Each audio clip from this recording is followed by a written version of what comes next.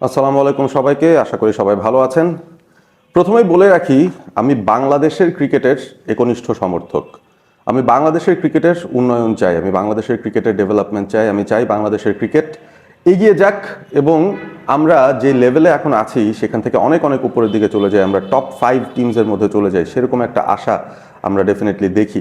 But এই জায়গাটার মধ্যে যখন ক্যাপ্টেন্সি নিয়ে আলোচনাটা হয়, তখন কিন্তু আমরা দেখি যে বাংলাদেশের সিনিয়র মেন্স ন্যাশনাল টিমে একটা ডামাডোল চলছে। বেসিক্যালি ক্যাপ্টেন্সির যেই জায়গাটা আছে সেটা নিয়ে একটা রোলার কোস্টার রাইড চলছে, সেখানে একটা মিউজিক্যাল চেয়ার চলছে এবং সেখানে বারবার বেশ কিছু সিদ্ধান্ত নিয়ে বদল করা হচ্ছে ক্যাপ্টেন্সিটা।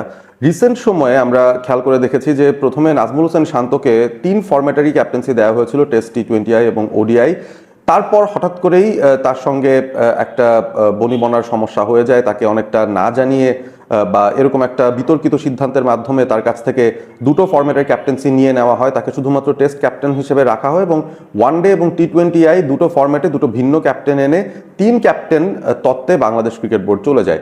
তবে সেই বোর্ডটা এখন নেই, নতুন ক্রিকেট বোর্ড তামিম ইকবালের আন্ডারে তারা বেশ কিছু সিদ্ধান্ত নিচ্ছে এবং বেশ কিছু সিদ্ধান্তের মধ্যে খুব সিরিয়াস একটা সিদ্ধান্ত তারা নিয়ে ফেলেছে। গতকাল একটা বিশাল বড় তাদের কিন্তু বোর্ড মিটিং হয়েছিল এবং সেটার পর বাংলাদেশের ক্রিকেট বোর্ডের প্রেসিডেন্ট তামিম ইকবাল খান তিনি বেশ কিছু সিদ্ধান্তের কথা জানিয়েছেন। তবে ক্যাপ্টেন্সির ব্যাপারটা নিয়েই মূলত আলোচনা করতে চাই আজকে।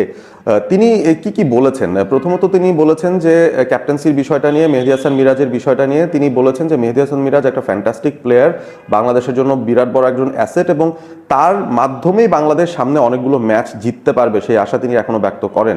তবে যে কারণে ক্যাপ্টেন্সিটা তার কাছ থেকে সরিয়ে দেওয়া হলো, ওয়ানডে ক্যাপ্টেন মেহেদী হাসান মিরাজ, তার ক্যাপ্টেন্সিটা যে কারণে সরিয়ে দেওয়া হয়েছে সেটা হচ্ছে তার ব্যক্তিগত ফর্ম।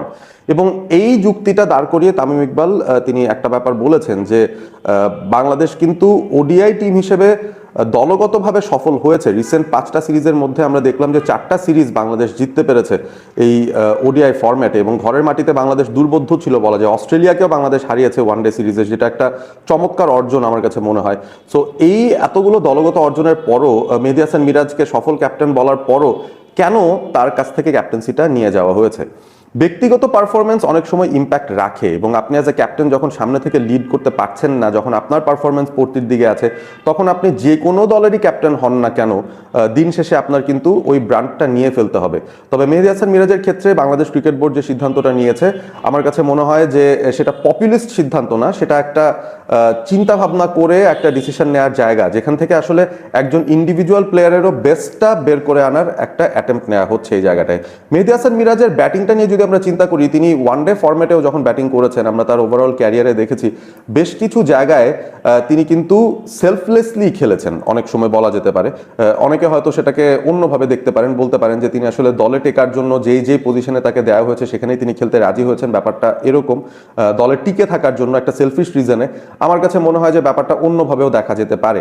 ব্যাপারটা এইভাবেও দেখা যেতে পারে যে মেহেদী হাসান মিরাজের আসলে ভার্সিটিলিটি আছে বলেই তাকেই কিন্তু বিভিন্ন সময় বিভিন্ন জায়গায় ব্যবহার করা হয়েছে। অ্যাজ অ্যান ওপেনার তিনি ওয়ানডে ফরম্যাটে খেলেছেন, as a middle order batter খেলেছেন, as a late order batter খেলেছেন এবং 3 জায়গায় পারফর্ম করেই তিনি কিন্তু দলকে সাহায্য করেছেন।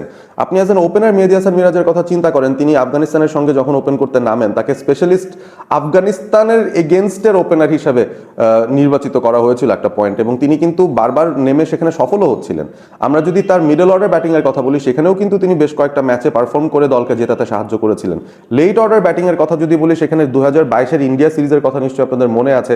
বিশ্বকাপ ফুটবলের ডামাডোলের মাঝখান দিয়ে আমরা সেই ব্যাপারটা হয়তো মিস আউট করে গিয়েছি, বাট তিনি এক হাতে ইন্ডিয়াকে ওই সিরিজ হারানোর ক্ষেত্রে ওই লেট অর্ডারে ব্যাট করেই কিন্তু ম্যাচগুলো জিতিয়েছেন। সো মেহেদী হাসান মিরাজের ব্যাটিংটা বাংলাদেশের ওয়ানডে ফরম্যাটের জন্য খুবই ইম্পর্টেন্ট একটা ব্যাপার, কিন্তু রিসেন্ট সময়ে তার এই ব্যাটিংটায় আমরা কিন্তু বিরাট বড় একটা ছন্দপতন দেখছি। না তিনি টি-20 ফরম্যাটে ভালো পারফর্ম করছেন, না ওয়ানডেতে করছেন, না টেস্ট ক্রিকেটে করছেন। সো তার ব্যাটিংটা বেশ ভালোভাবে পড়ে গেছে এবং সেটা তার ক্যাপ্টেন্সি পাওয়ার পর থেকেই আমরা দেখছি যে সেই জায়গাটাতে তিনি স্ট্রাগল করছেন। সো তার কাছ থেকে দায়িত্বটা তুলে নেওয়াটা মূলত তাকে তার রোলের জন্য রেসপন্সিবল করার জায়গায় আমার মনে হয় ক্রিকেট বোর্ড সেই সিদ্ধান্তটা নিয়েছে। এবং ব্যাটার মেহেদী হাসান মিরাজকে বাংলাদেশ যদি ফিরে পায়, যে কোনো ভাবেই হোক না কেন, সেটা কিন্তু বাংলাদেশের টিমের জন্য ডেফিনেটলি একটা পজিটিভ দিকই হবে। এবং আমার কাছে মনে হয় যে সেই দিক থেকে চিন্তা করেই ক্রিকেট বোর্ড আসলে সিদ্ধান্তটা বদল করে তারা ক্যাপ্টেন্সিটা নিয়েছে তার কাছ থেকে এবং লিটন কুমার দাসকে ক্যাপ্টেন্সি দিয়েছে।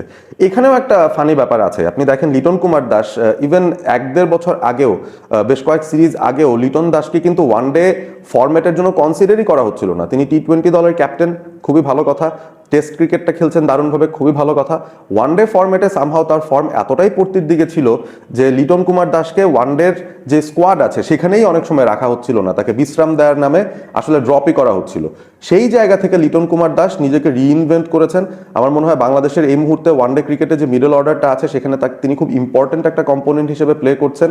এবং সেই জায়গাটায় তিনি যেহেতু থিতু হয়ে গেছেন এখন, লিটন কুমার দাসকেই ক্যাপ্টেন করে বাংলাদেশ 2027 বিশ্বকাপে যেতে চায় এরকম একটা চিন্তা ভাবনা তারা করে ফেলেছে।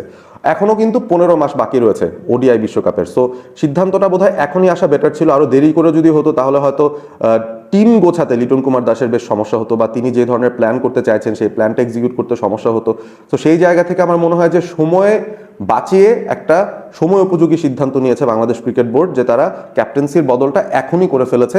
যদিও আমরা যদি স্ট্যাটিস্টিক্যালি চিন্তা করি, চাইলে মেহেদী হাসান মিরাজ আসলে বলতেই পারেন যে আমি কিন্তু বাংলাদেশ টিমের ওডিআই টিমের সফল একজন ক্যাপ্টেন, আমি এতগুলো সিরিজ জেতালাম, তারপরও কেন ক্যাপ্টেন্সিটা কেড়ে নেওয়া হলো?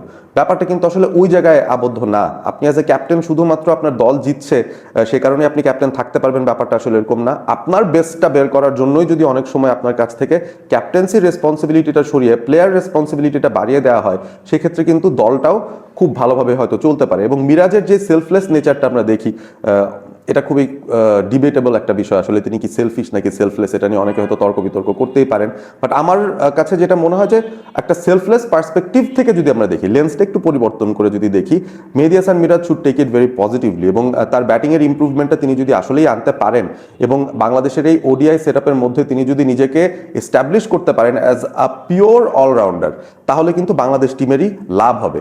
আমরা মোসাদ্দেক হোসেন সৈকতকে রিসেন্ট সময় দেখেছি, তিনি ওডিআই সেটআপে একদম থিতুই হয়ে গেছেন বলা যেতে পারে। এবং মনে হচ্ছে যে তাকে বাংলাদেশ 2027 যেই ওয়ার্ল্ড কাপটা আছে, ওয়ানডে ওয়ার্ল্ড কাপ, সেটার জন্য ডেফিনেটলি কনসিডারেশনের মধ্যে রাখছে। সো এই ধরনের প্রোফাইলের দুজন প্লেয়ারকে যদি আমরা পাই, যারা ভিন্ন ভিন্ন রোলে ব্যাটিংয়ে এবং বোলিংয়ে পারফর্ম করতে পারবেন, অলরাউন্ডারদের সংখ্যা আমাদের টিমে বেড়ে গেলে কিন্তু ডেফিনেটলি আমাদের জন্যই বেটার হবে। বাট লিটন দাস, এটাও কি একটা রিস্কি মুভ কিনা সেই বিষয়টা বলেই আসলে ভিডিওটা শেষ করতে চাইছি।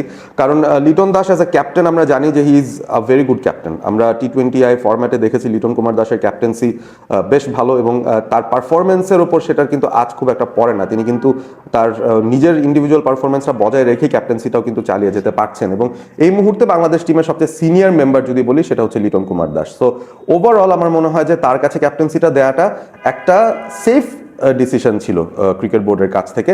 বাট লিটন দাস তিনি ওডিআই ফরম্যাটে তার যে ফর্মটা আছে, তার যে রোলটা আছে, সেই রোলটা ঠিকঠাক মতো প্লে করে ক্যাপ্টেন্সির দায়িত্বটা একটা এক্সট্রা বার্ডেন হিসেবে কিভাবে নেবেন, সেটাই কিন্তু এখন দেখার বিষয়। বাংলাদেশের সামনে বেশ কিছু ইম্পর্টেন্ট সিরিজ বাকি আছে। আপনারা নিশ্চয়ই জানেন যে ইন্ডিয়া বাংলাদেশের একটা সিরিজ হওয়ার কথা সেপ্টেম্বরে, সেটার ফাইনালাইজেশন প্রায় হয়ে যাচ্ছে। সেটা নিয়েও তামিম ইকবাল বলেছেন প্রেস কনফারেন্সে যে ইন্ডিয়ার ক্রিকেট বোর্ডের সঙ্গে কথা হয়েছে, খুবই ফলপ্রসূ কথা হয়েছে, এবং মোস্ট লাইকলি সেপ্টেম্বরে ইন্ডিয়া বাংলাদেশ সফরে আসবে।